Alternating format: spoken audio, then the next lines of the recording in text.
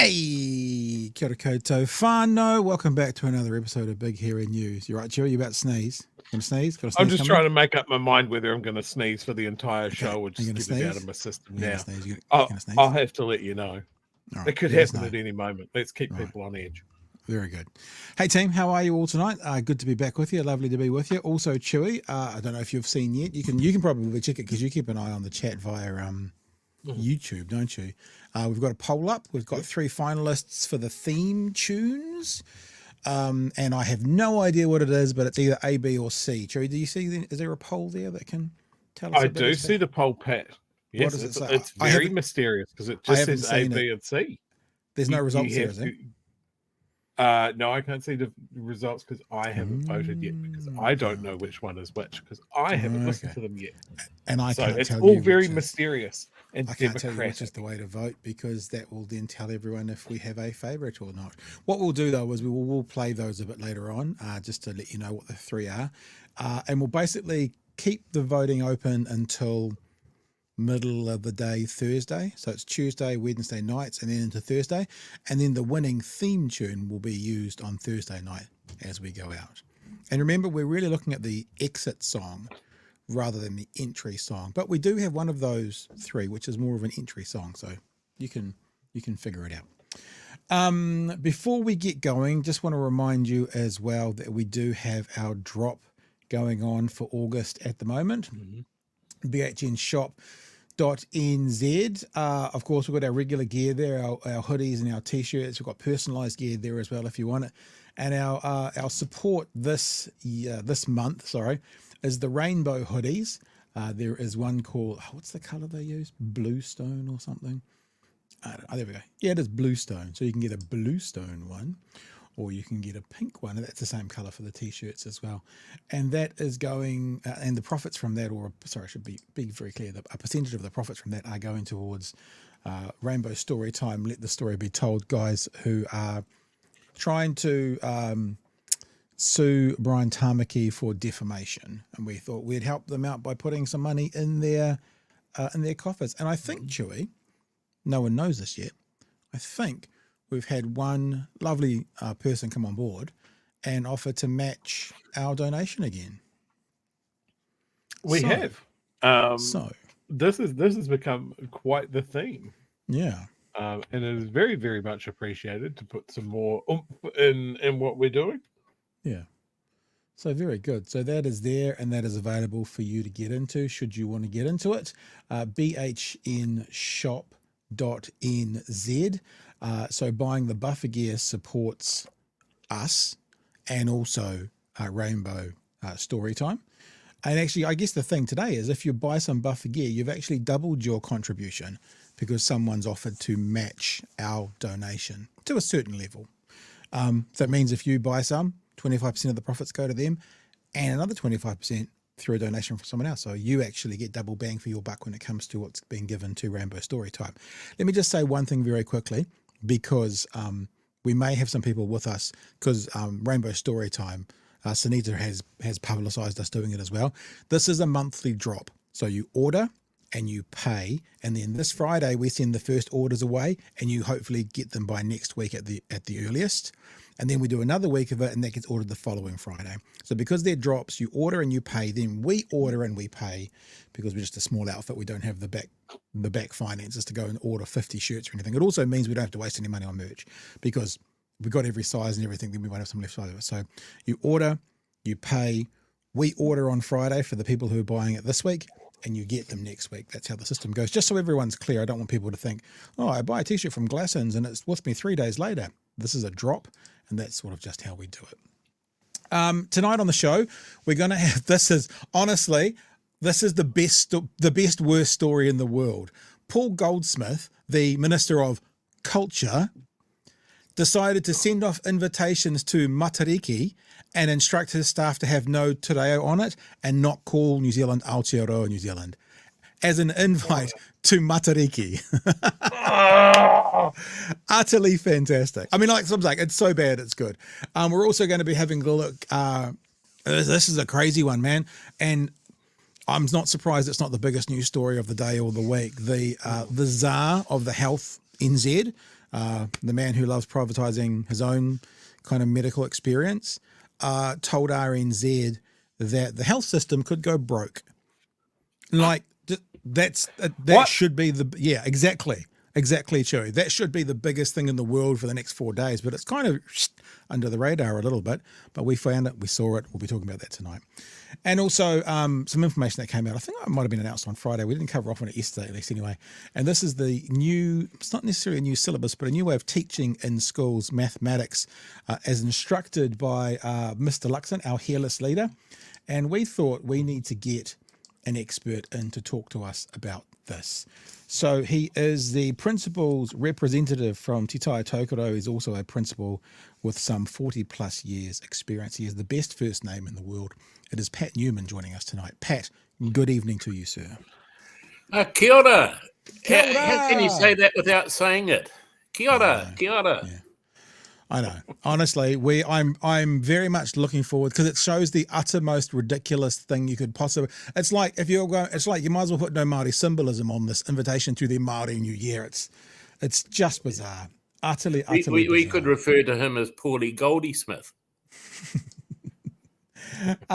Right. Let's have a look at this. You've put out a press release today. And let me just read the first paragraph of your press release. We want to talk about structured mathematics and this government's insistence not just to implement it, but to implement it 12 months faster than they were going to implement it last time. The TTPA, Te Tai Tokoro Principals Association, has put out a press release and it says this in the first paragraph.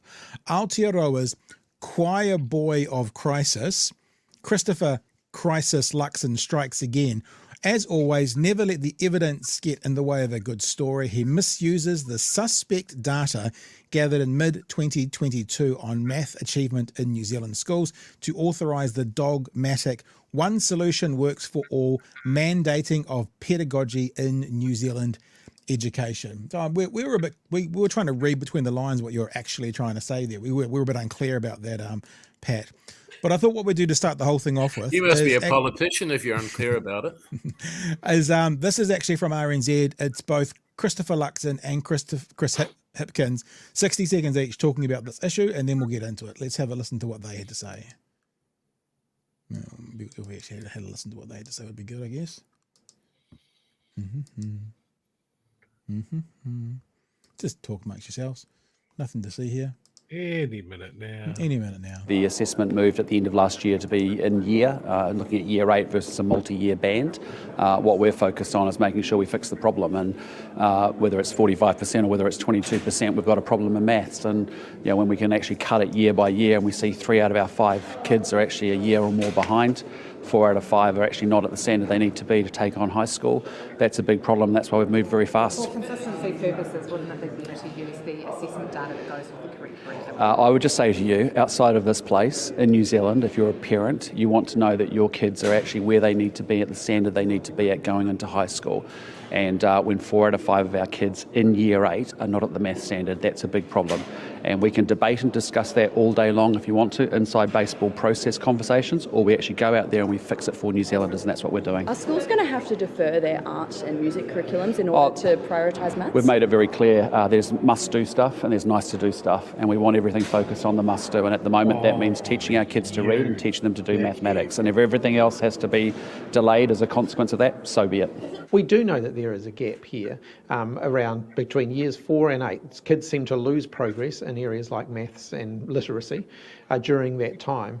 But we've got really good objective data that goes back over a longer period so that we can benchmark and we can compare results from year to year. The data they're using now doesn't have any historical comparators. We can't benchmark that against anything because it's literally data that's been made up from assessing kids against a standard that they haven't been taught. The Prime Minister said that he doesn't care if other curriculums, like in art or music, are delayed in favour of maths. Do you think there's anything to be concerned about there in terms of neglecting other subjects? Well, the government talks about wanting to follow evidence. If you're following evidence in education, all the evidence is pretty clear. If kids are learning from a balanced curriculum, then they're more likely to succeed than if you're teaching them a very narrow curriculum. Other countries around the world who have tried to narrow down the curriculum, policies like No Child Left Behind in the US are really good examples of this. You actually see overall student achievement going backwards in the areas that you're trying to improve because you narrow down the focus so much. If we want our kids' educational achievement to improve, they have to be learning from a balanced curriculum.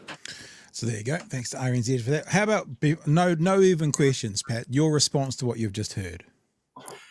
Well, a couple of things. One, first, for the first time, Chris Hipkins actually spoke 100% truth. I couldn't believe it. Not that, I mean, it says he tells lies, but the whole lot of it was very valid. The other point that I'd like to make is that I can't understand how a person who has no understanding of education is making educational decisions. Mm-hmm. I really just can't. A man that can stand up there and say arts, music, etc., social studies, science are not important is beyond me, absolutely beyond me.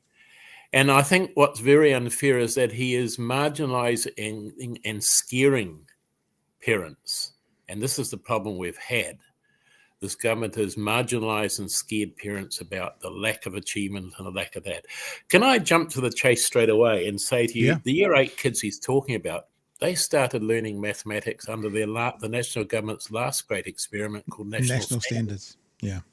And at that time, the professionals like myself got up and said, if you go down this track, you'll have problems. They didn't listen. We now have some problems about that Year 8 time. And now they're proposing another thing that's not going to work. It's loony bins time, but it's our kids that these people are playing with. Yeah. What people forget is that data was taken from around about the 2022. Guess what was happening then? In 2022, where were most of the kids? They were in and out of school. They were at home half the time because it was the middle of COVID. I'm not saying that mathematics is where it should be, all right? I'm not saying that, or even language.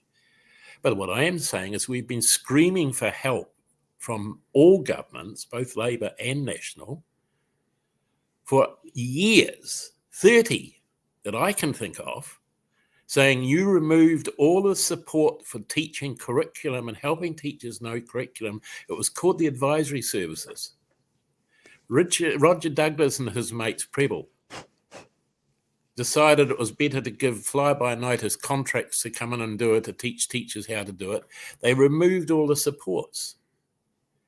And we've been screaming out and saying, give us back the advisory service. If they'd turned around now and said, look, we're going to really listen. We know you need help. We know that not every kid is succeeding.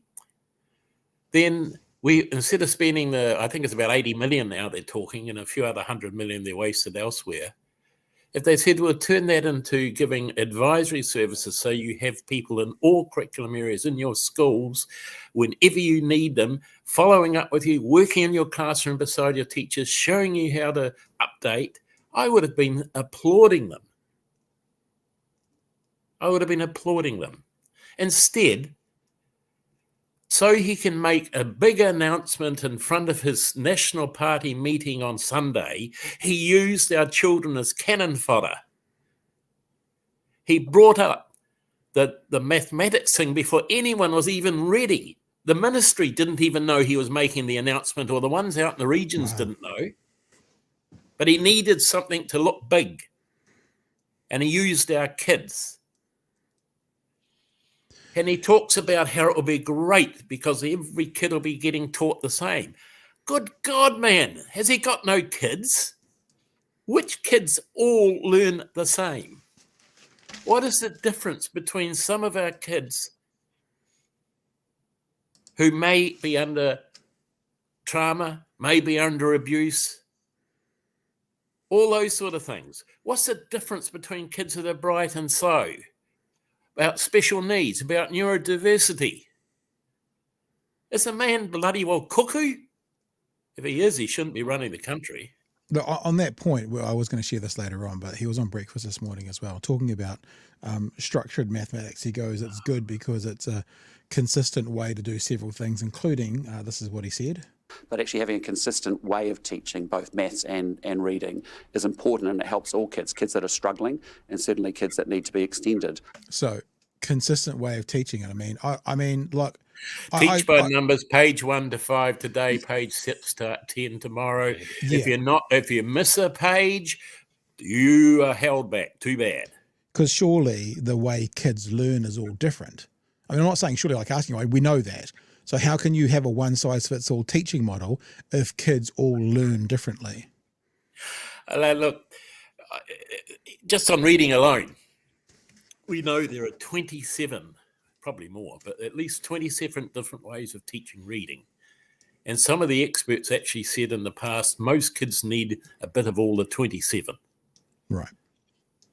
And I have got nothing, for instance, in reading around phonics that's needed for some kids. It's bloody great for some kids and they need it. In fact, all kids need a bit of it. Mm-hmm. But to say it's the only way to teach, yeah, we might as well just shove them in front of the computer and let them follow, page 1, as I said, page 2, page 3. It means my profession is not allowed to do what we know. Can you imagine him standing up and saying, we're going to tell the surgeons how to actually take a heart out and put it back into a person? Not just, this is what you'll do and how often, but this is exactly the steps you'll take. What makes him think he's got the mandate to say that? Hey, Pat, I've got a question for you, right? I understand that no government has serviced your sector well enough all the way through, but something feels different about this to me. We've spoken a few times. Do you feel personally angry about this? Am I reading that right? Is there something different about this? When I heard this crap this morning, I actually thought about penning my resignation. Wow. And that takes a lot. I'm 71. I've been doing the principal's job since 81. I've been teaching my first year of 76. I still do it because I can do it and I enjoy it and I'm contributing. But I sat there and I thought, this guy's, sorry, I'm going to say he's a wanker. When we have a situation where the training colleges, the universities training, are shutting down their courses because no one's applying to be a teacher, when we can't get relievers, when most schools, and I say most, are having to double up classrooms when people are sick because we can't get relieving teachers. When teachers are walking out of the classrooms, do you think that's the time to pile the shit on us? Instead, you should be sitting there listening to those that know what they're talking about instead of their pet friends, putting the decent resourcing in, and I told you the resourcing we needed, and actually making my profession once again a profession that the young, good, keen people coming out of universities and coming out of schools want to be. And it's an indictment on this government. It's an indictment on Chris's government that we are in this situation. Yeah. I mean, the question is often asked, and I don't know if it's a fair question or not, but Labor were there for 6 years. You talked about national standards, and I think that's fair to point to that about the 15-year-olds and that under national standards, but Labor was there for 6 years. They could have changed, tweaked, done something else. They chose not to. So they do bear some responsibility for this as well? I've just said that. Yeah. They made they started off really well, and they did something that I was really excited with. They went right around the country and they had meetings with parents, with professionals, and with everybody. And they asked, what did they want for education? I don't remember that. And what came out of that from the parents strongly was the opposite of what this guy in Wellington is now saying. Parents said, yes, we want the kids to learn to read and to write, but we want the whole rounded child. Yeah. This wanker down there just said it doesn't matter. Yeah, there's a whole lot to be concerned with here. And some of it, like, when I heard that Luxon was using Singapore as an example, coincidentally, I was catching up with a mate of mine that I haven't seen for ages because he's been overseas, and his wife, who has come here from Singapore, has experience in Singapore education, and she said it is crushing. The expectations that they place on their children there for it's for excellence. It's whoever's at the top, no matter how you get there. She talks about kids that go into school before 8 in the morning, they get out, they go straight into hours of tutoring afterwards because they have to be at the top of the achievement. They go home and do 2 or 3 hours of private tuition, getting paid for, so that they. He doesn't tell you that. No, he doesn't. He quotes that. He expects us to not know these things. Yeah, he quotes. I've forgotten it. God, I must be getting senile a little bit. He quotes the country over in Europe, starts with F, about how that is a marvelous country on education and that. Well, part of it is a bit dogmatic, but that country he's talking about has for 40 years had an agreement amongst all the political parties on the direction of education. Right. We as a profession have asked and asked and asked, can you as political parties not sit down, why can't you sit down with us, with the parents, come up with a broad perspective so that we don't have what's happened for all of my career. Every 2.5 years we get a new master. They call them the minister or her. They come along with their pet theories. And every 2.5 years, they say, stop what you are doing in education. I've got a better idea. I don't know where the hell I get it from, usually over the teacups. I've got a better idea. Do this. Then in 2.5 years, someone else comes along. And then someone else. And they wonder, when we're under-resourced and they're doing that, why we have a crisis in education. It's not the teachers at fault. It's the bloody politicians. Yeah. And I'm talking about all politicians, the party system. They need to sit down and say, our kids, our hospitals, by the way, should be done the same way, are too important.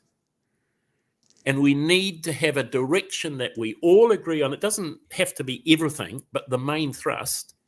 And let us get on with the job and resources to do the job. Instead of rubbishing us, threatening us. He's now threatening, because I don't know if you picked up the other one, and they're going to tell Aero, when we were just getting to work with Aero in a nice, productive, positive way to help kids.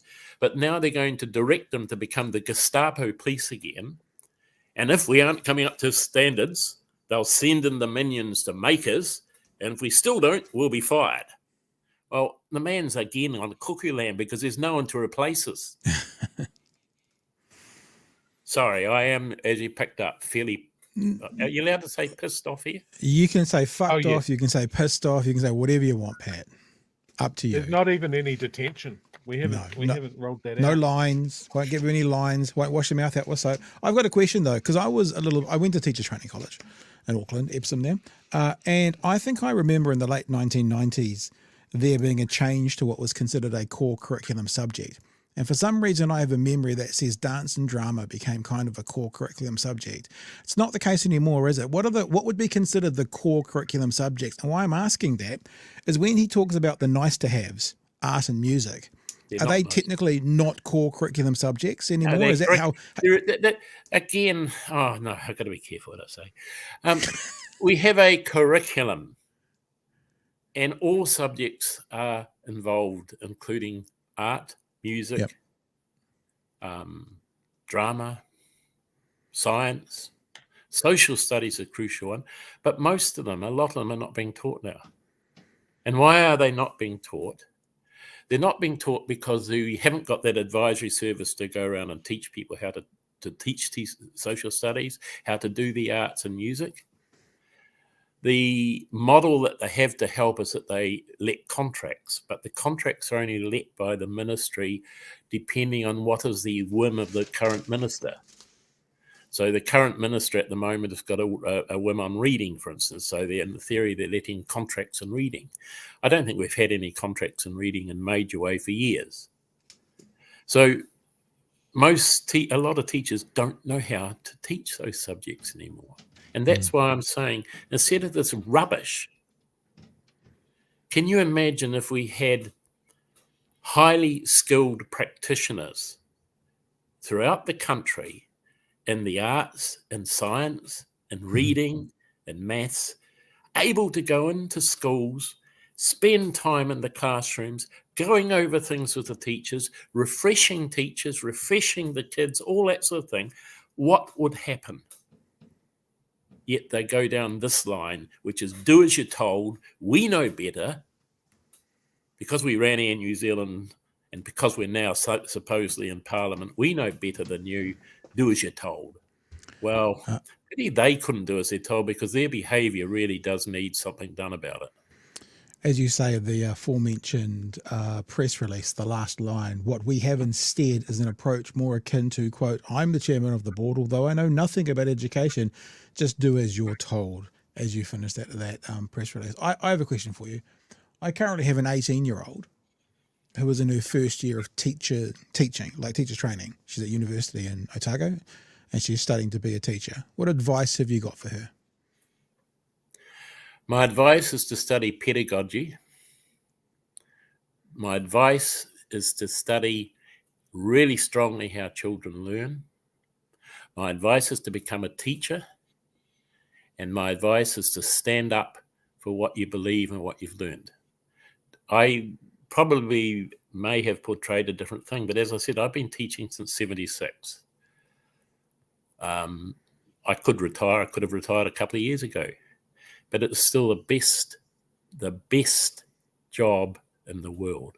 When you walk into a school and the kids are there and you're talking and you're relating to them and they're all jokes aside, come out giving you hugs, making sure you know that you're welcome, you get revitalised. You can't get that sitting in Parliament pontificating about things you don't know but pretending you do. You can't get that in many jobs. So I would say to your 18-year-old, it's one of the toughest jobs out there. It's not one of the highest paid, but by God, there's reward with it. But just don't let the pricks take that away from you.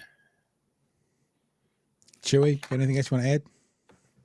Yeah, look, I mentioned this before we went live on the show.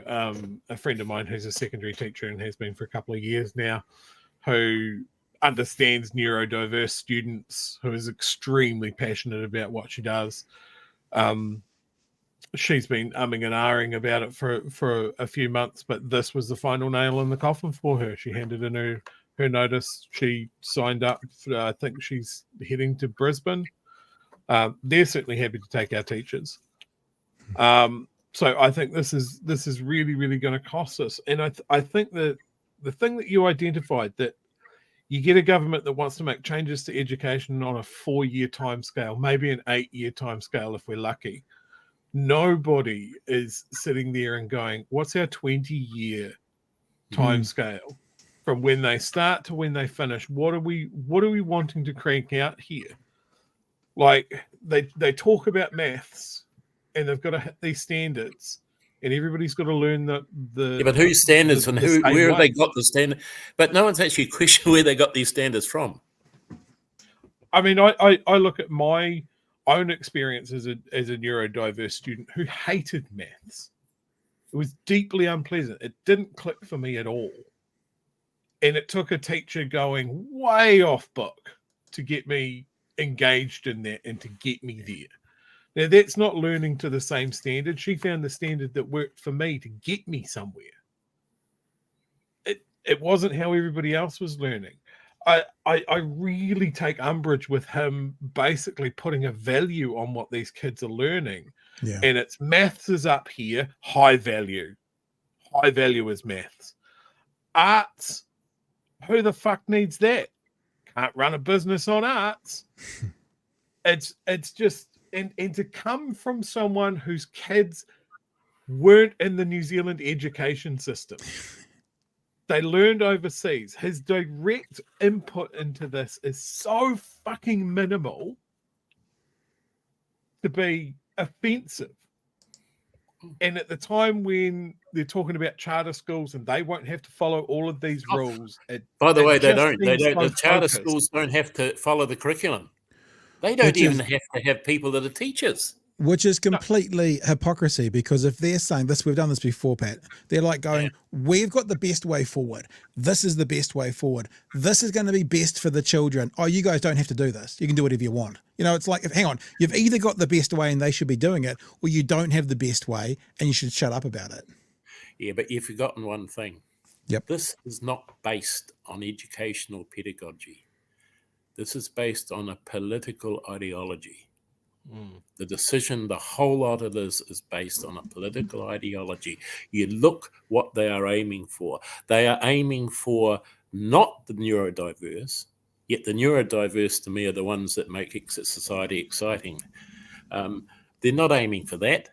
They're aiming for, it's a bit like what you call the, I'm being very rude here, but the St. Cuthbert sort of syndrome where you've got 4 or 5 boys and girls, rather elite schools in Auckland, and they tend to socialise a lot together. They tend to intermarry together, and they tend to keep all the millions of the families all within the tight circle. And I think this is very much around identifying who are the cannon fodder, and who's going to make the money. And, and so we have charter schools and all the rest of it. But you know, at one day we'll wake up and the mess will be still there. I guarantee you, if we carry on down this track, we will have children reading worse. Even though we're getting good results at the moment, eventually we'll have children reading worse, and we'll have children doing mathematics worse. Hey, Pat, it's been fantastic to talk to you. We've got a few chats and stuff that are in there, but they're more about the subject matter, so we'll let you go. There is one I want to send to you, though. It's from Raywin. Raywin says, you're an awesome principal, Pat. My daughter and 3 moka went to Hora Primary. Great, straight talking person. So that's just to you from Raywin in the chat right now. And other than that, you can come back anytime. When I get to ask one question and you talk for 25 minutes, it makes my job super easy, Pat. Yeah, some people call me a kahawahanui. Do you know what that is? It's called a big mouth. Okay. Yeah.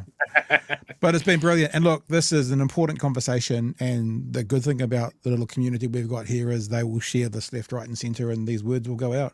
So thank you for sharing them. Thank you. I've enjoyed it. You take Thanks, care, Pat. both of you. All the best. Arahanui. Thanks, Pat. Okay. Just that idea of cannon fodder. You know, the idea, like as we were talking, I was going, we've talked about this before too. Because what they're doing is they're preparing the clones to work in the factories, whilst the elites, the other people, get to own the factories. And that's the system that they're setting up. It's a class system, isn't it? It's like you guys need to know how to do your ABCs, 1, 2, 3s, and that's it, because that's all that needs to happen when you're screwing on caps to bottles in the factory that my son-in-law owns. That's how it feels. Like I said this before when we were talking about their changes to the curriculum and what they wanted to achieve. They are teaching kids for a world that doesn't exist. You know, you talk, and I see a comment echoing this in the chat as well. You know, they talk about arts not being important. So, you know, schools can just put that on the back burner. We've got to get it in maths. Creatives are hugely important. They're the designers. They're the writers. Yep. You know, they're the actors. You know, not everyone is going to fit in the same box. And this is something that the educational sector has been saying since the 80s, when we started to move away from learning by rote. Is that like, oh, fuck, there's a whole bunch of kids that learn differently. Yeah. It used to be like the kids that would pick up learning by rote and you know, hitting those achievement check marks, they would go all the way through school. Where kids like me that didn't fit in that book would go to a fucking trade school and learn how to be a grease monkey or join the army or something. That's the world that they're trying to think of. Now, Luxon's insulated from that. He's never had to deal with it. His kids haven't gone through the New Zealand education system. They all were educated overseas in North America. So it's the disengagement that is striking me with this. It is so very clearly not what educators want. Mm. It's not what they've been feeding back. Yeah. It's not taking in not only the last, say, 4 years as a reason why there might be a bit of a dip in things, because it's something that we've never had to deal with. But it's not even taking into account the last time they were at the wheel. It is full steam ahead. Damn the torpedoes. Yes, it's ideological. And if you don't want to fit in that box, well, we're opening a range of charter schools. Hope your parents have got their checkbooks out. Yeah. Because the government's got their checkbooks out. They're going to pour money into charter schools and absolutely leave our mainstream schools, our state schools, gold fishing on a hot pavement. Yeah. Rather than help them. Yep, and there's lots of chats around that. Peter, thank you for your super chat. Somewhere in all of this is some contractor or consultant lined up with a pre-packaged curriculum. I feel it in my bones. Mama Max says they don't want our children to think, to dream, to create. They just want good worker bees. That's what I'm saying, I guess. Good worker bees that will do as they're told and be wage slaves. Music is math. Like that's what people forget. Like math is so integrated into so many things. Yeah. Like I didn't like math. I like physics. Physics is math. Geez, the switch that went off in my head when I learned that. And the other thing is, like, you know, they talk about music being the soundtrack for your life. Actually, arts and creativity are the soundtrack for your life. Who can't go back to a particular movie, a particular song, a particular something, and that's the part of your life that you were in. I guarantee you pi r squared is not the thing you think about when you want to think about the soundtrack for your life. You know, 660, Lord, Crowded House, these people who are just looking at musicians, let alone all the artists and the actors and it's just... Coding. We have this marketplace now where that has value, or you know, like the Zuckerbergs of the era, who are obviously fairly, you know, we're going to have conversations around him, but there's no question he was one of the creatives. He thought big, he dreamed big, he did these things. You know, Steve Jobs, this is what they do. They're creatives, and to be able to release that kind of, you know, that creativity, rather than going, there are some nice to haves. And there are some must-haves, and the must-haves are all that matter. It's a prick of a thing to happen. Like I look back on my own secondary schooling. If it was about maths, I would have left school at 14 as soon as I could get out. It was social studies, it was history, it was drama that kept me there. Yeah. So, yeah, this is the thing that they completely miss. Is for the kid that is doing it, it is the whole package. What is going to make them go to school? It's not David Seymour saying that they should. It's not Christopher Luxon saying that they need to know their numbers. They go to school because they want to learn, and there's something there that they enjoy. Well, just speaking of numbers, Tawhiri makes a very good point. Nats need maths because their numbers don't add up. So maybe they're looking for someone 10 years from now who can help them out.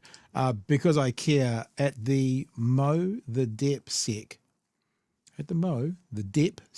in charge of curriculum came from Prime Minister and Cabinet Office and has a biology degree. I'm going to get some code words in there that I'm not entirely sure about, but we appreciate it. Super chat. Jackson Media says, I would like to be really clear. Amongst this word soup, there is no actual real answer, but here's my prepared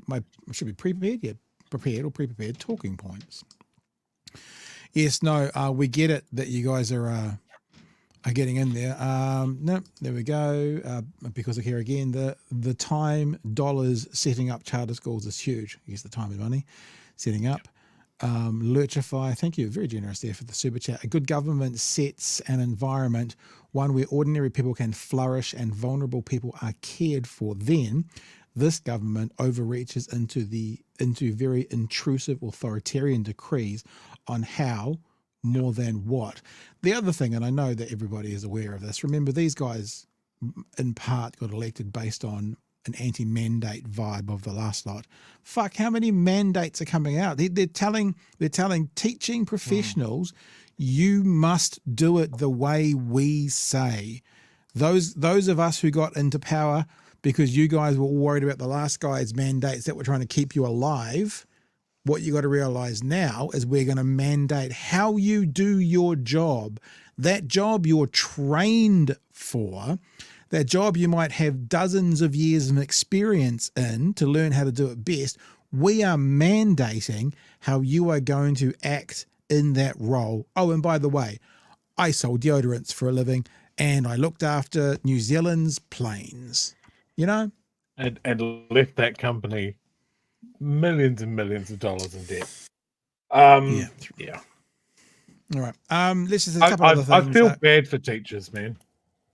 Like this is like the nurses. It's just hammer blow after hammer blow. Following on from the Goldsmith conversation, which we're going to get into in a second, Q-Bird says, K-ora, lads. Very good. Thank you for your super chat. And Mr. Arvid says, Goldie is a sham. It doesn't matter. The others will ignore it like they ignore their indigenous. It really matters to tangata tiriti and tangata whenua. Yep, maybe we'll roll into that conversation in just a sec. Oopsie, I've done that, haven't I? But let us, first of all, have a little 5 seconds of fun because we have 3 finalists in our theme tune. The theme tune, there they are. There's 3 of them. They're just audio, so I'm not going to change the screen. Just have a listen. And I've just called them ABC because apparently I've been told before it's easy as 1, 2, 3 and simple as do, re, mi. ABC. 1, 2, 3. Baby, you and me now. This is option A. So, Chewy, you don't have to tell us what you're voting, but maybe once you pick your one out, actually, I haven't voted either, and then you can see what the results are for us. There's a live poll going on right now on the YouTube channel. I'm assuming that'll probably stay there beyond the live show, like when people watch it on demand, I'm guessing. Anyway, here's A.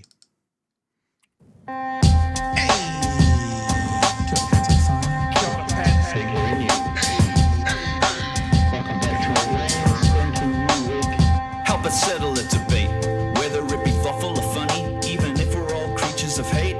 It's a fine line that we're walking together.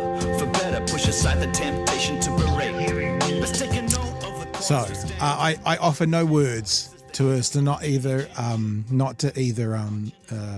push you one way or the other. That is just option A. That's how we shall reference it. I think option B was just musical. You liked this one, didn't you? Not they're saying this is your favorite. That's the metal one.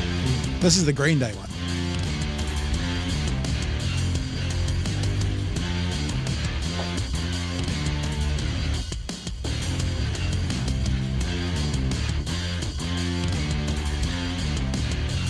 And it continues on. It's pretty dope. And the third one, look, I'll be honest with you. I know we talked about no AI.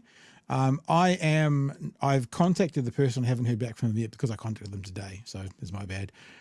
If this is AI, we've withdrawn the AI ones, right? So the other 2 are definitely made. But I quite like this as well, I quite like it. It's one of the top 3 that we picked. This actually has 2 versions. There's an intro and an outro. So we're just playing you the intro one just to give you a bit of a change of focus. This one here. Ladies and gentlemen, and whoever else may be listening, kia ora, ta. This is an official warning that the BHN show is about to begin. What politicians said exactly? Let's start for BHN about policies and parties. That's so filthy. Legislation. Say again? That's so filthy. That bass on that. Yeah. On the current affairs of New Zealand, Aotearoa. So that's C. So there you go, Chewy. You can go and vote now. When you vote privately, you can then tell us what the polls are saying right now. We've decided to have like your poll results make up for half the amount, and then me and Chewy will have a 25% vote each, and that's how we'll do it between all of us to decide what is going to be the theme tune. Did you used to watch Little Britain? The theme tune. I did, and I can never watch it again because that show has not aged well at all. There we go. We're back there now. Okay, so have you voted? Are you going to vote? You vote? I want to know. What this, I want to have know voted, but it's not showing me results. Someone can tell us if they want. Interesting. The Kiwi Skirt says something about it. It says the poll had them in different order. What? To what you're saying. Oh, no. May not match because I No. voted A, but you're saying it's C. Hang on, but I've called them. No, because I've put them in a folder online called ABC. And I've put this folder online as the link on the thing. So how can it be wrong? Because people should be listening to the folder online. So this is A, according to the I'm playing it out of the folder now, which is that rap one, I think. It should be, shouldn't it? It's not. Oh my gosh. Oh no, that is a rap one. Yeah. Yeah. So that's A. Yeah. And that's in the folder. B should be the musical. So I'm playing this out of the cloud folder right now. Yeah, there you go. Yeah. I don't know how that's wrong then, because you should only have a link to the folder, and that's C, the one that's got the introduction. Yeah, no, that should be right. So the three that are in the folder are listed just A, B, C. So I don't know. Unless I've just said something wrong then, but A, B, C in the folder is what you to vote on. And maybe I don't think I missed up. Maybe I mixed that up. Unless Kiwi Skirts just got confused, thinking that they were the different way around after she'd voted. I don't know. Have you voted, Chewy? I have voted. Does it give you the results? No. All right. We'll have a look as we go through. We'll leave it. Confusing. All right. Let's have a look at this fucking munter. Minister for Arts, Culture and Heritage, Paul Goldsmith, ordered officials to remove Te Reo Māori greetings and reference to Aotearoa New Zealand and an official invitation to the formal Matariki celebration this year. Now, to be really fair and frank, when you actually have a look at what they changed, it was pretty minor, but I think it's more about what they're saying. This government, who is already like on a short lead with what they're doing and talking about with Te Reo Māori, then removing, even if it was one word, even if it was kia ora, away from the Māori New Year. Like sometimes when I'm writing to people in America, looking for an interview or something, I'll sign it off with kia ora. Sometimes I'll sign it up with kia ora and I say kia ora, hello. So I put both words in sometimes if it's to an international person, because there's something about being a part of New Zealand. And if I'm asking someone in LA to come and speak to us or London to come and speak to us, then it's cool to basically go, hey, this is where we're from. That little country, come and talk to us. Kia ora means hello, come on over. How much their whānau/family. That's how I write emails to international people. But old fucking Goldie, he goes, oh no, can't use bloody Maori words. When we're talking to Australians, the Australians know nothing about New Zealand.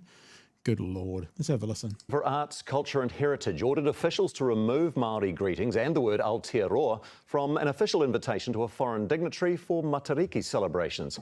Paul Goldsmith says because the invite was going to an Australian politician, he wanted to keep things simple. Senior political reporter Benedict Collins has this exclusive report. Unless what he's saying is all Australians are morons, I guess that could be one out, that they can't even figure it out. Because if he said Aotearoa New Zealand, they might be like, when you go past that school and it says kura and then it says school underneath it, unless you're the kind of person that goes, I don't know what that is, maybe. So he might have a point because it is to Australians. From the Paris Olympics to the National Party Conference, Te Reo Māori is being used more and more. Te Reo Māori is a taonga. It's intrinsic to Māori identity, culture, history. It's actually about our past, but it's about our future. Our newest public holiday is for celebrating the Māori New Year. But our Culture Minister believed there was too much te reo in official invitations. Yeah. Kia ora, Minister. So too much te reo, Chewy. Remember when we went to the NZEI and like 3/4 of that panel was spoken in te reo? I'm not saying that was too much, but you'd expect if there's too much te reo, it would be like, basically you need to be bilingual to read it. That's how I would think about too much te reo. Because like if there could be a point that if 80% of the invite, and it was a 1,000-word invite, was in te reo, you kind of go, okay, well we need to cut that down a bit because these people don't speak Māori. So just remember they've said that, too much te reo. Hi. Hey, why did you ask officials to take Aotearoa and Māori greetings out of these Matariki invites? Well, as I recall, it was in relation to sending an invitation to an Australian. Can I just give you an observation as well? See this guy in the middle of the suit on? He's Goldsmith's press secretary. And he's recording, he's recording the conversation. I saw this and I went, "Oh, that's really interesting." So what they're doing is they're recording any times that Goldsmith is speaking to the media, probably because they're going, "No, what if the media clip words and they don't give proper context?" So that dude there is not a reporter. You watch at the end, he walks away with Goldsmith. That's his press secretary recording the interview that the media is doing with him. I find that a bit creepy and a bit Big Brotherish. Minister, I didn't think he needed a lot of te reo in his invitation because he's an Australian. Yeah, I mean, of all time, the scandal of the century, I would have thought. Yeah, but of all... No, it's a bit like when we play rugby against Australia. We'd never do the haka there because, you know, you don't do it for Australians. It's just eliminate. You only do it when you're playing, the All Blacks are playing all those other New Zealand teams. times to use Māori, wouldn't it be an invite to Māori New Year, to Matariki? Oh yeah, but I was just sending it, when I send an email or an invitation to an Australian minister, I just didn't think it needed a lot of te reo in it. A lot of.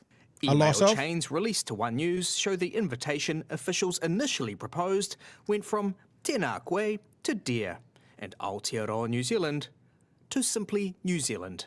The sign-off replaced with yours sincerely. So, a lot of. It didn't need a lot. Chewy, it didn't need a lot of. I believe that's 6 words. It didn't need a lot of. It's a full-page invitation. It didn't need a lot of Māori, so we got rid of those 6 words. Yes, you want to explode? Go, Chewy. Explode away. It's so small-minded. Yeah. It's so small-minded. Oh, we want to send an email to Big Brother over there, and we don't want him to see any scary words he doesn't know. We won't take it as an opportunity to show what we're about, what we should be about at least. Yeah. You know, what's wrong with, like, just get rid of the cross out. Just have both. Yeah. It's not like this Australian minister's not going to read it because the word count's too high. Like, take this moment as an educational moment. To go, no, we can't. We'll invite this guy to the showcase of Māori culture, but we won't start with the email. And he might be confused by suddenly being confronted for the first time in his fucking life with the name Aotearoa. Do you think this Australian minister is unaware of it? I wonder why they called it Matariki. The only explanation is that they're too stupid. Look, I wonder why they referenced it as Matariki. He doesn't know what that is. Why didn't they call it Māori New Year? I wonder if they should change that email address, and they should have a new email address for Australians that says Māori New Year at mch.govt.nz. Because how do they know what Matariki is? Like, when I saw this today, I just thought of that research, and we did do it. And look, I spoke to some people from RNZ about what they do, and they went, "Oh, that's an interesting angle." Did nothing with it, of course. When we spoke to the Welsh Language Commission, who said they have to use the Indigenous language and English. And when they do, the Indigenous language of Wales has to come first. That's in legislation. This government gets in and they eliminate the Indigenous language. And if you look around the world at the places where they have Indigenous languages that are white, like Wales and Ireland and Scotland, no one has a problem within society about increasing the use of the Indigenous language. If you look at all the colonised countries where white people are now the majority and the Indigenous language is brown or other, USA, Australia, New Zealand, there is enough of a kickback from people to have a fucking government be comfortable to go, we're going to eliminate the Indigenous language as much as we can. So other countries, like Wales, legislate you must use it, it must be first. New Zealand, the right wing of New Zealand says, we don't want it to be used as much as English first. It's disgusting. It's disgusting, Chewy. Anyway, we should get to the end of the story before we explode again. Sorry, one more? So weak. So weak. Yep. Let's get, and maybe he pulls a rabbit out of the hat. He doesn't. An official noting the minister wanted all te reo Māori salutations and references made to Aotearoa New Zealand removed. I mean, you look at our coalition agreement. It says unless there's been a referendum changing the name of our country, the name is New Zealand. It's an insult. That's actually the insidious part, where they pushed and they pushed and they pushed, and eventually he had to fall on, well, our government wants it to be called New Zealand. So he made light of it at the start. Oh, it's not a big deal. It's not a big deal. But then by the end of it, he had to say to the reporter, this is New Zealand, and that's what we've agreed to call it, which is, again, disgusting. A referendum changing the name of our country, the name is New Zealand. It's an insult, not just to Māori people, but to this country. Here we are trying to celebrate this language, and you've got a minister acting contrary to that. Others just perplexed. See, the karakia are all in Māori, or the songs were all in Māori. The wairua was the wairua Māori, and yet can't have Māori on the invitation letters. This makes no sense to me whatsoever. In terms of sending a message to an Australian minister, I just thought, well, let's just keep it simple. The minister insisting walks away it's with no him. big deal. Benedict Collins, One News. Chewy, Mount Vesuvius, you were going to explode again. Feel free, sir. It's Mr. Goldsmith should pull out his passport and see what's written on it. He wouldn't get into Australia because they'd go, "What country are you from? I don't know this country." Maybe Mr. Goldsmith should pull one of our many banknotes out of his fucking wallet and have a look what's written on there. His big, thick wallet. Like, it's because of the coalition agreement. Oh, fuck off. Like, actually show some spine. You have emailed an invitation to a foreign dignitary to come and have a look at the culture that we have here. It's a holiday you never wanted, celebrating a culture you'd rather not acknowledge. At least grow a spine and make it consistent. Like, maybe we could be the little country that's showing Australia a little bit of leadership of like, this is how you can kind of halfway interact with your Indigenous people. We know that you're not into that, but we've done it. I Not wonder as well how as we some could of have, these. but we did I wonder how some of these ministers, who may not be obviously as hardline as some with an act, are going to feel in 10 years from now when they reflect back on this government and what they did to the Indigenous language of this country. Like, honestly, I wonder if they'll look back with pride as to what they achieved by minimizing it, or I wonder if they'll be a bit sheepish when they look back and be a bit embarrassed by it, and then go, maybe any means to an end to get power wasn't the best way to do it. Maybe.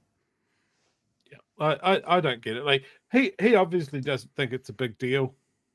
You know, I'm sure when let's say France sends out an invitation to one of their cultural events, I'm sure they make sure that they strip all of that French, all that nasty French that no one understands, out of their emails. I'm sure the Chinese do. They don't want the messy culture getting in the way of nice Queen's English interaction between nations. It's just small-minded. Yeah. They'll never know what it means, so take it out. Nobody wants to learn new things. And if that isn't just an indictment on this government at all, that we can't bother people with trying to learn something about Māori, but then look, I don't know. I can't state it any clearer. It's just weak. It's not even that, though. Like, to be honest with you, it could, I mean, we know as people who write letters, God, especially to someone who has letters written 1,000 times a day, like a minister of the crown for whatever country, knows the format of letters. They know what those words are that say just before my name and those words at the end just before your name. That basically means hello and goodbye, because they know the form of the letter. And also look what David's written. That's a good one from David. Thank you for your super chat. Would Paul Goldsmith refer to Hawaii as the aloha state or the hello state? Yeah, it's just, I really wonder why. Like, we talked a bit about, would the Greens use the waka jumping? And I was a bit like, do you really want to blow your waka jumping load on this one, or do you want to hold it for something really important? Why would they do it with this little insignificant thing? It feels like you're really trying to make a significant point. Why are you doing it with this little insignificant letter? I don't quite get it. Unless they just thought we can slip it under the radar and no one will ever know. Hardly the scandal of the century, Pat. Up on my ivory tap. Like, it's just, Look, if it was by itself in complete isolation, sure. When you put it with everything else these guys have done, stripping anything about te reo out of what they want to do, their constant attacks on Māori and what Māori think is important, and then you get Nicola Willis up there doing lip service that it's a taonga. A taonga is a treasure. Yeah. Something to be proud of, not something that you take off an email because the person you're sending it to might need to learn something. Yeah. Might need to use, as you said, Pat, his fucking context clues and go, oh, those words that I've never seen before, they might mean hello. Yeah. Oh, yep. This word in front of New Zealand's Aotearoa might be a different name for the country that's emailed me. I mean, I'm a minister. I can't possibly use my fucking brain and work it out. Thank God on high that Goldsmith has saved me from this. What a prick.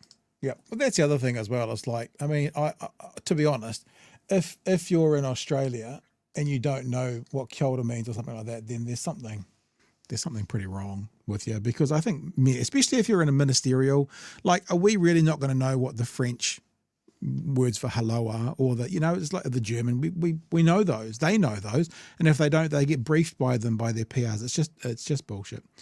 Tawhiri says he's Goldsmith, but he isn't even on the level of tin. Thank you, Tawhiri. That is a metallurgical joke there for you. Jackson says too much culture in a cultural holiday seems legit. Yeah, exactly it. Mr. Can I Arvid, just say about Matariki as well? Yeah. Like, this is something that people have really gravitated to.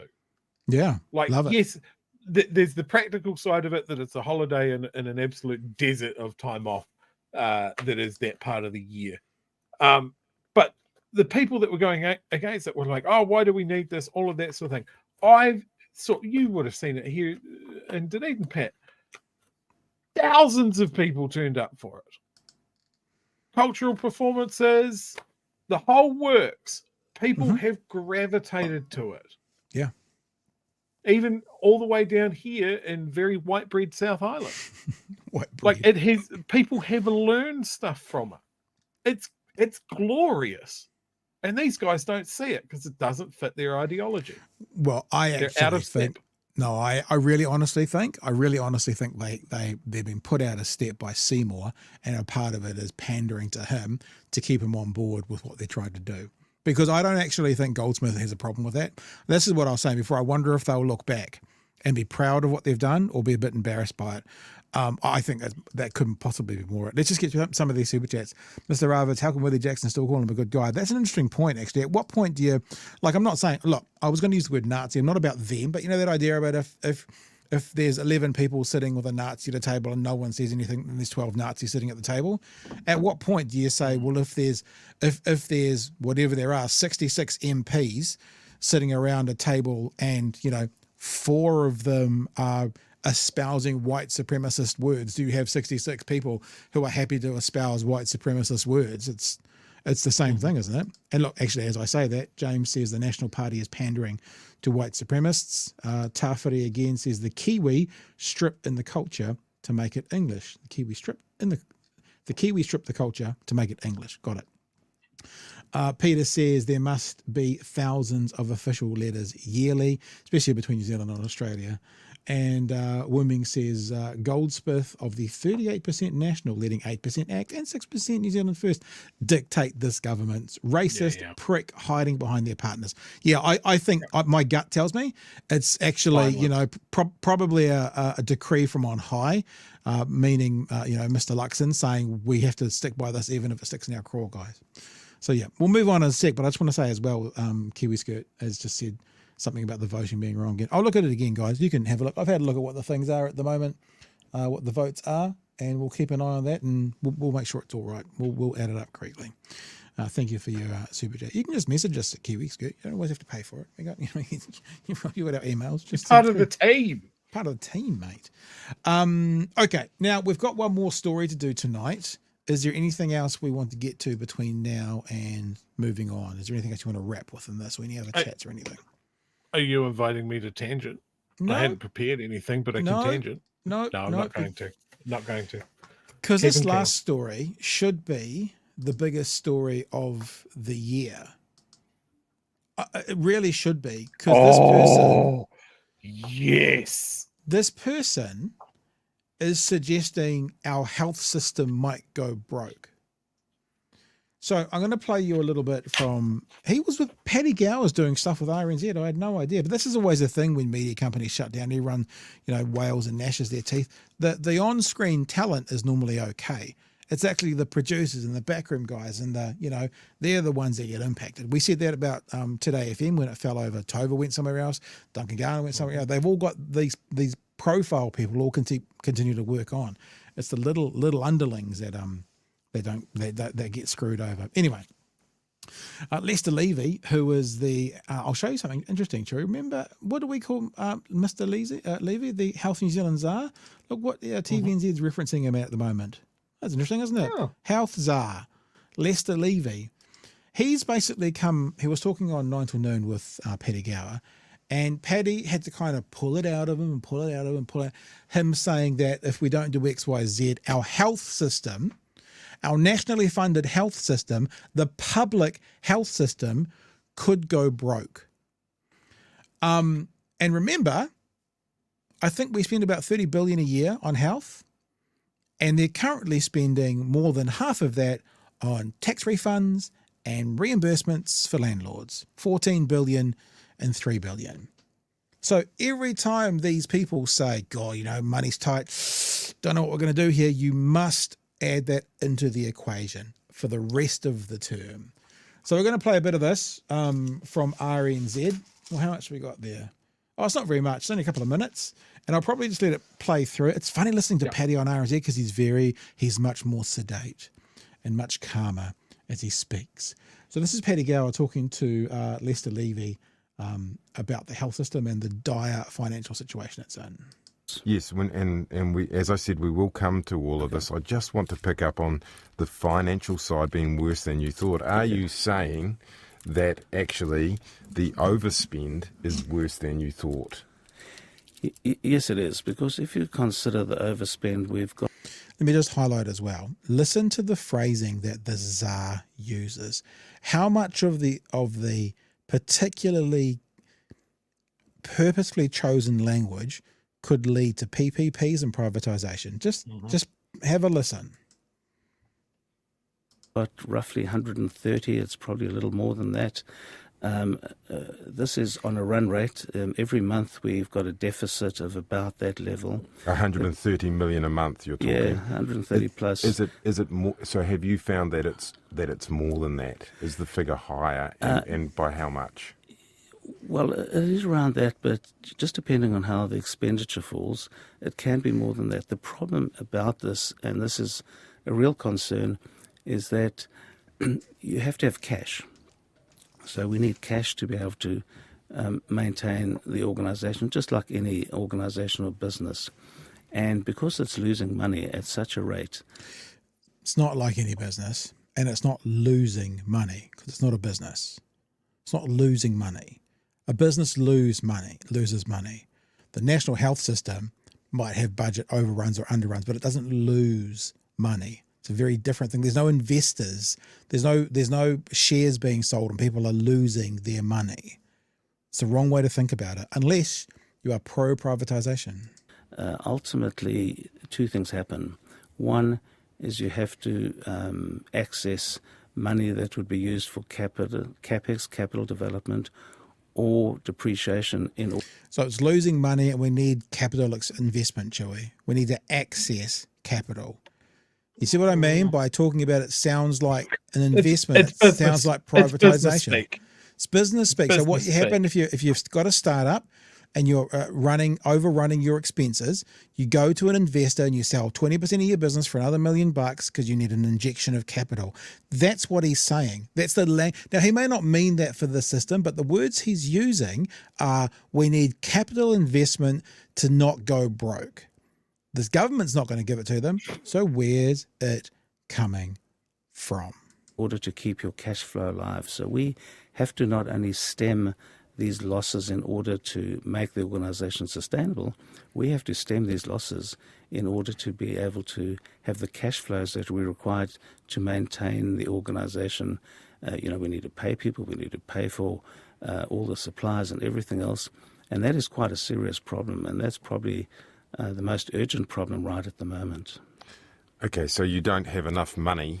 You literally, so what you're saying to me now is Health New Zealand is broke and can't afford to keep going. That's the translation there, isn't it? It's not broke, Paddy, but if we don't sort this out really quickly, it will be. That's a serious part of it. Yeah, if we don't sort this out really quickly, it will be. And he specifically mentioned things like paying salaries, paying nurses. We have to have the cash, we have to have the investment, my word, we have to have the capital expenditure to be able to pay salaries. He's literally saying that this could get to a point where we don't have enough money to pay salaries, right? Now, I'm just repeating what he's saying and making it clear because he's talking, as Chewy said, business speak. So we'll keep going, or do you want to add something in there, Chewy? Oh, I want to add stuff, but let's wait till the all end. Right, there's only got less than 60 seconds, I think. So how quickly are we talking here before Health New Zealand goes broke, Professor Levy? Well, not sure exactly at the moment because, as I say, some of the systems aren't that great. Talking out of my ass. We need to move on this quickly. You can't actually tell if Health New Zealand is going to run out of money and not be able to pay people, and that's we could do that with a reasonable degree of accuracy. But what we need to do is get these savings in place so that we can actually secure that position. And the cliched saying is usually, "Hey, this is not a sprint; it's a marathon." Well, for us, this is not a marathon; it's a sprint. Remember, we've told you again and again and again. This government is not looking and explaining what the best outcome is. They're looking to hit budgets and move fast, and break things. 21 seconds to go, Chewy. You can hold it. I know you can. I'm watching you. We have to move really quickly to secure our financial position as quickly as possible in order to overcome this particular cash flow issue that is hanging over us. Are we talking days here, weeks, months? No. Many months. We need to sort this out. Before Christmas, I would say. There you go, Chewy. Now I'll step back and you can explode if you would so choose so. So the health czar is now threatening, putting out there to the country, if you don't tighten your belts in the health system, it's going to go bankrupt and no one's going to get paid. Usually if you've got a business and you've got shareholders and you need money, you go to the shareholders. In this case, because our health service is publicly funded, the shareholder is the government. Yep. So what he is saying is the government is not injecting enough money to keep our health system working. And this, to me, screams privatization. Yeah. From the top of every hospital building in this country, this health czar wants to privatize the shit out of it. He's written articles about it in the past. He loves privatization. He loves private healthcare. He's made a lot of money out of it. And that's what the government can't run the health system. The private guys can. This is what they tried in the UK. And they gutted the NHS. Yeah. They left an absolute shell of what it once was. And it's still tottering, waiting for someone to kick the whole shambles over and sell it off wholesale. These economic vandals are setting the condition. They are manufacturing a crisis. We now have nurses graduating that cannot get jobs at the same time that the hospitals are saying, we need more nurses. How the fuck does that work? He's talking about having to pay wages and pay for supplies. I'm talking about having elderly people dying in the hallways. The problem with this government is that they get the cost of everything, but the value of nothing. If you are setting a government budget, look at what you have to do. Maintain hospitals, build new hospitals, hire new nurses, make sure the junior doctors are paid enough to keep them here. all of these things to keep it ticking over. And you can copy that, paste that to everything else. Police, education, the whole works. What do we need to do all of these things? Yeah. You work out how much money that is, then you go, how do we get that money? And I'll tell you what, chat, this will surprise you. The Greens fucking solved this problem by going, we need a wealth tax for the very tippy top. The very top earners, not even that many of them. And we just want them to do a little bit more. And we wouldn't be talking about this. But everything about this, it circles back to the one point that we're going to keep on hammering into people's skulls like it's a nail made out of frozen dog piss. This government chose to give landlords money and then borrow more money to make sure that they absolutely went through on time, then fund hospitals, education, police, and absolutely critical national level, generational infrastructure. They made that choice and they're fucking sticking to it. It's their only election promise that they are. In the face of all evidence, in the face of all expert testimony that this is bullshit sham, they are sticking to it. One-term government has to be. Absolutely fucking has to be. On the chat, Mr. Arvid says Lester Levy looks and sounds like a supervillain. I think, if you remember Lethal Weapon, I think it was Lethal Weapon 1, where all the South African guys, or it could be the guys Always on... the South Africans. It's one of the South African guy on I apologize Bruce Willis to... and Nakatomi. What is that one called? Die Hard. I apologize to my best and oldest friend who is South African. Always. But fucking South Africans, man. Kiwi made Skirt to be villains. tells us off again. Can't stop me. I'm sending another super chat. LOL. Fair enough. Peter says, again, I suggest The Shock Doctrine by Naomi Klein. And Lurchify says, Roger Douglas exactly did the same thing. He argued that BNZ, a state-owned enterprise, needed a capital injection. Next minute, the bank and the whole lot of state assets were being privatised.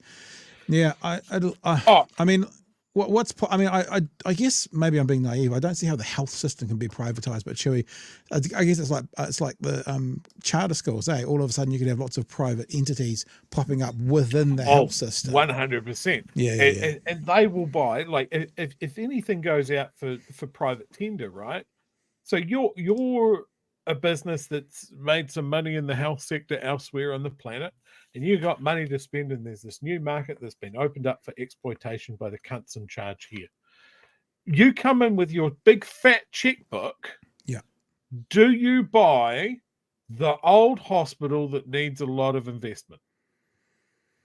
No, you buy the new stuff that you don't need to do much with. We're still left with the shit. I'm glad you, whoever it was in the chat, brought up the banks, because there's talk about Kiwi Bank as well.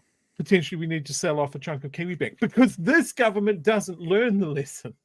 Yeah. They don't learn what an absolute menace it was to sell off all of our banks to the Australians.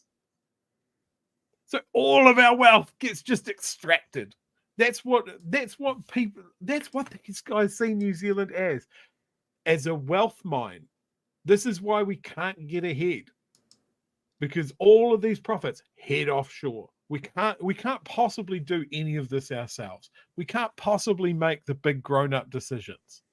We can't exist without somebody with a fat wallet coming in on a plane and deciding, don't worry, poor, starving, red-headed country. I've got you. We know how to do it. We need to start telling the people at the top that have done very, very well out of this country that they need to do more. There are more of us than of them, but they have the money to put us against each other. And I'm sorry, the health sector needs to be a linchpin. It needs to be an absolute red line for people. Because once they get their hooks in that, it's fucking game over. Here's a really tasteless segue. Speaking of big fat wallets, the merch shop is open. Was it tasteless enough for you? Oh, it's so smooth. Seamless. And I was going to say, the one thing that's kind of exciting about what we're doing this time around, supporting Rainbow Storytime and their action against Brian Tamaki, is that like 90% of the purchases have been buffer gear. Like actually everyone, like there's been a few sales of the BHN gear, but 90% of it's been the buffer gear. So that's kind of exciting. And if you're interested in supporting us and supporting them, bhnshop.nz, very much like to have you on board. I think Matthew's bought something tonight as well. And yeah, also want to say thank you to Zane and Mish, to Daryl Lavender, to Calvin Morgan, and to Chris Davey, who have become patrons in the last week or so. I said apologise last night because I had a system corruption. We couldn't play the new outro, but those are people who signed up this week, and it's good to have you on board. If you're interested in doing that, patreon.com/Big Hairy News. So Chewy, we're coming towards the end. I do like the Austin Powers. I got the Austin Powers mentioned there. He's a bit Mustafa. Help, I'm alive. And I'm being very badly burned. Oh God, I laughed my tits off when I saw that in the cinema. In my belly. Funny. Yeah, I probably saw the Fat Bastard one about 7 times at the movies. It must be, I can probably date it to 99 because that's when I did a postgrad study in drama. And that was like my best mate, in that we would just go around spending a day talking Fat Bastard. So it must be 1999 would be my guess. Probably saw it 5-7 times in the cinemas. Oh, so good. But probably also hasn't aged very well. But you know, we're terrible people. I don't know. I don't know if it has or it hasn't. I don't know. All right. Hey, that's pretty much us for the day. I don't have any little funnies to wrap. Oh no, I've got one thing. Actually, I've got one thing to wrap up with. Because after our conversation last night about the Olympics and about, boxing, what's going on, I put up one more conversation today, and I'll show you, because guess what, Chewy? After I put this conversation up, I kind of got no pushback. Let me read you what I put up on Twitter today. Until some form of evidence is shown publicly, this is my last word on Imani Khalif. To all those selling XY accusations, this is the leap you need to accept. A banned Russian boxing federation, who is run by a colleague of Vladimir Putin, banned Khalif after she beat a Russian boxer who at that stage was undefeated by citing gender test that they won't release publicly or to the boxers in question. If you're happy to take those undisputable facts as credible evidence, then you do, or you be you, boo. I am not. I reserve the right to change my position in the future should credible evidence be brought into the public sphere. But as for right now, I see no reason not to believe that Khalif is female and is competing in the correct category. Then I said, also, as an aside, those still attempting to sell the transgender narrative, her father is a conservative Muslim who didn't approve of women boxing, so Khalif and her mother had to hide her training from him because, she's female. And he thought females shouldn't box. Something else I learned about Algeria as well. It's illegal to be transgender, so you can't get a passport in a sex that's opposite to what you were born with. And finally, and also, this is also my final thought. For those of you who say, I know what I saw, a man beating a woman, you do realize that's what flat earthers say, eh? I know what I can see, a flat horizon and no curve. Don't be a gender flat earther. And funnily enough, that kind of got no pushback whatsoever, Chewy. Funnily enough. I think the final word, actually, the Italian boxer who noped out. Who will embrace her. Yeah. Yeah, came out with her statement. And as far as I'm concerned, that puts a fucking end to it. IOC has made their position clear. Everything's been thrashed to death.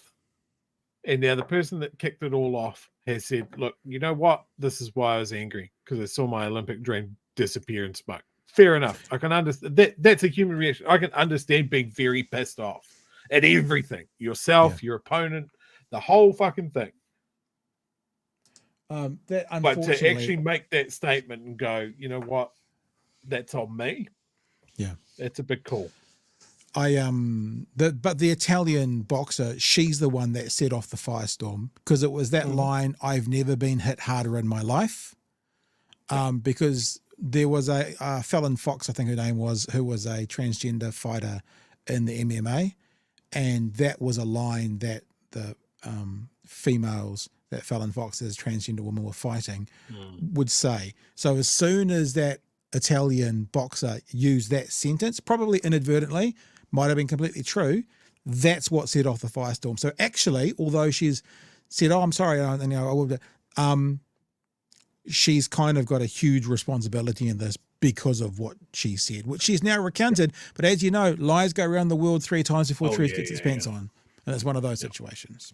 In fact, I heard someone today, believe it or not, on New Zealand radio, one of these panels that we do sometimes, say, obviously a drug cheat. Born a woman, elevated testosterone, obviously been taking anabolic steroids, drug cheat. That was the first time I'd heard it, but there's a new one that's come out as well. So like I say, it's like I reserve the right to change my opinion if different credible facts come in, but at the moment, these are the facts.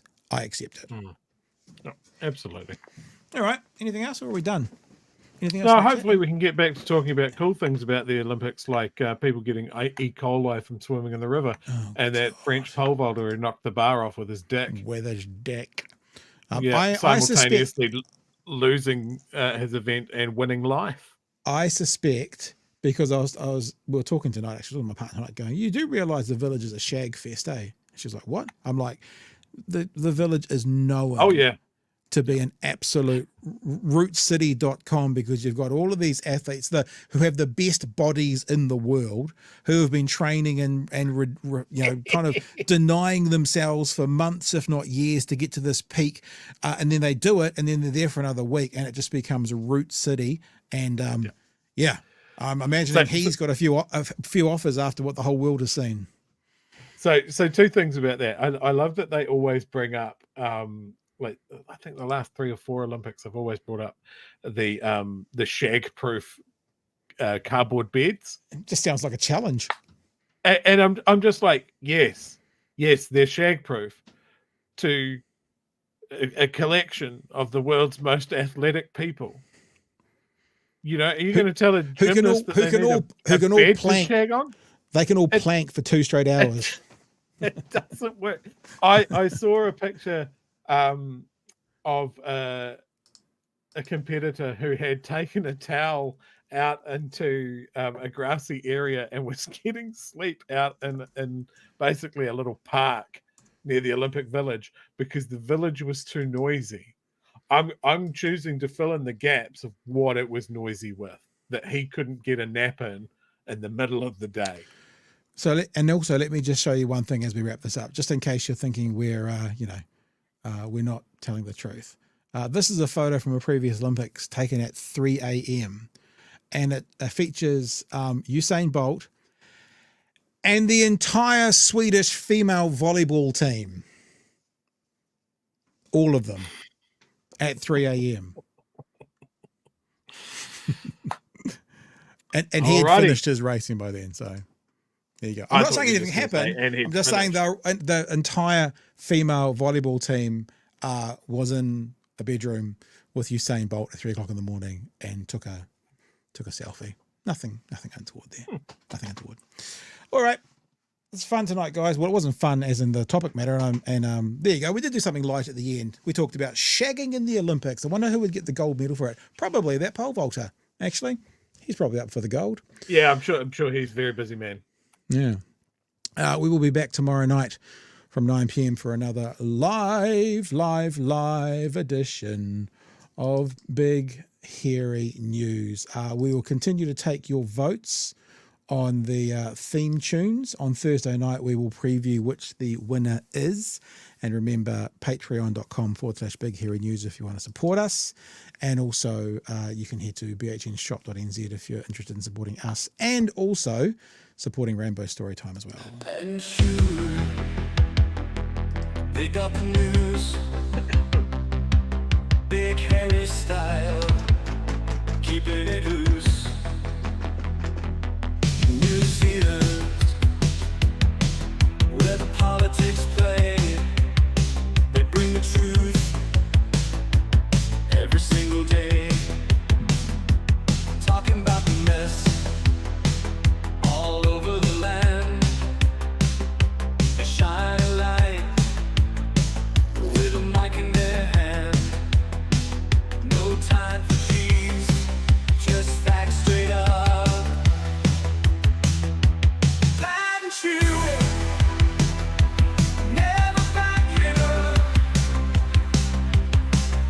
From the Cape to Bluff, no place too far.